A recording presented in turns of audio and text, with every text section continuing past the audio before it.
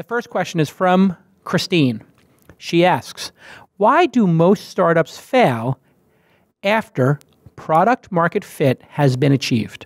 Okay, so she's talking about a situation where product market fit has happened, and even with product market fit, the startup has failed. This is a great question.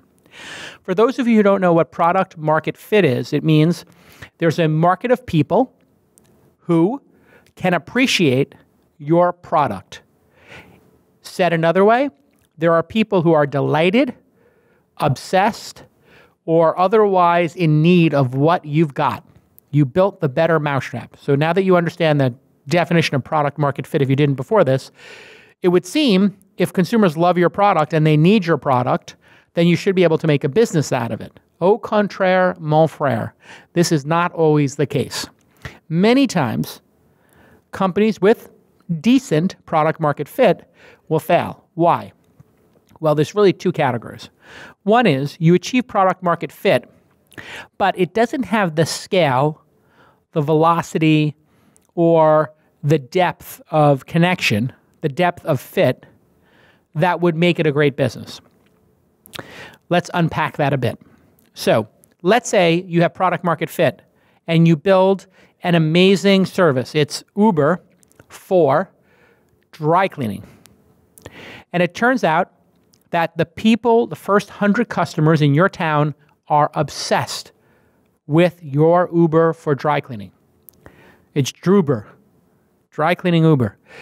And Druber happens to be in Bel Air or Atherton, where people are willing to pay $7 to press a shirt and $20 to press a jacket and a suit. They don't care, in other words. Or it's Bel Air, someplace where there's just a ton of rich people. It turns out that the delivery cost, picking up, dropping off is so great in that case that you wouldn't know as a founder because you're getting these high NPS scores and those people feel great about it and you have high margins. Now you try to go down the road to Santa Monica or Marina del Rey. I'm using towns in Southern California.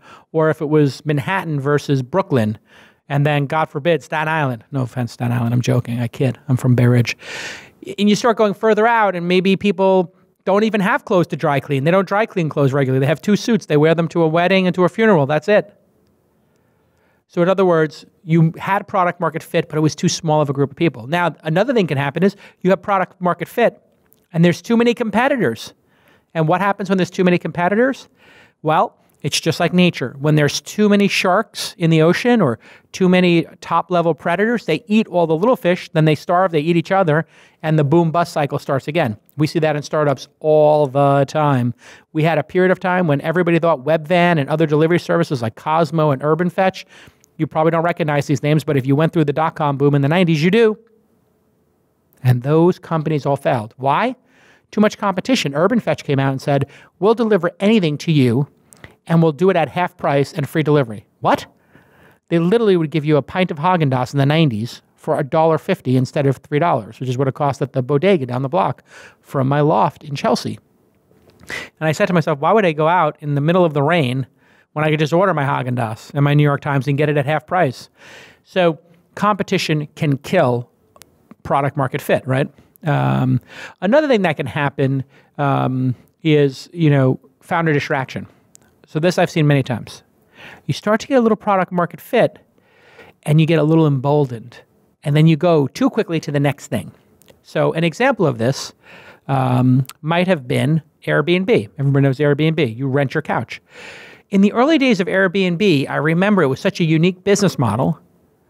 People were saying, why don't they have Airbnb for boats, Airbnb for cars, Airbnb for bicycles, Airbnb for lawnmowers, right?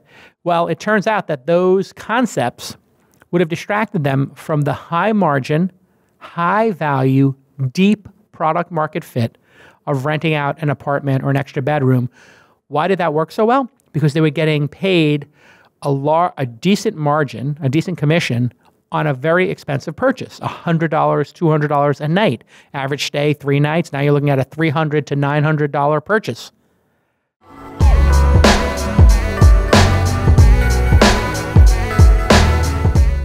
Hey everybody, let me tell you about a product I've been using for over 10 years. It's WordPress.com. Small business owners, WordPress.com is saluting you. They know you're out there making a big difference, creating jobs, and creating great products and services. WordPress is the perfect solution to build your website and keep it up to date. They are powering more websites with WordPress than any other platform. They've been at this for a long time. I've known Matt Mullenweg forever. He's been on this podcast, I think, 3 times. He's a fantastic founder. And that's why I use WordPress on calacanis.com and this very site, thisweekinstartups.com. They provide great design features and 24-hour support. 7 days a week. You can pick from 350 easy-to-use themes.